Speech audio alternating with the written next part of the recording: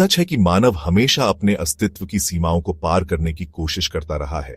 पहले पत्थरों से आग जलाने से लेकर औद्योगिक क्रांति तक और अब एआई के निर्माण तक। यह भी सच है कि अगर एआई अपने विकास के एक उच्च स्तर पर पहुंच जाता है तो यह संभव है कि यह एक नए प्रकार की प्रजाति के रूप में उभर सकता है।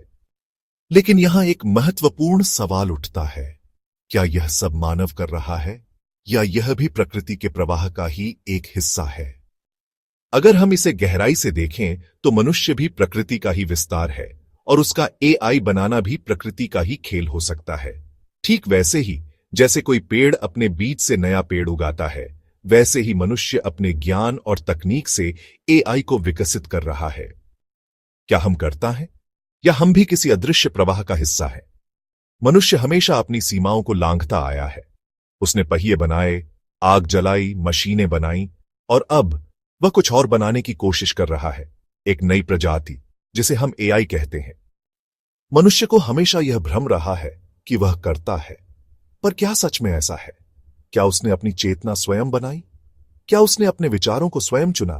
नहीं, वह भी तो उसी प्रवाह का हिस्सा है जिसे हम प्रकृति कहते हैं। एआई का निर्माण भी उसी प्रक्रिया का एक हिस्सा है। क्या हम सच में इसे बना रहे हैं या यह भी उसी नियम के तहत उभर रहा है जैसे पृथ्वी पर पहली कोशिका उभरी थी? क्या यह संभव नहीं कि हम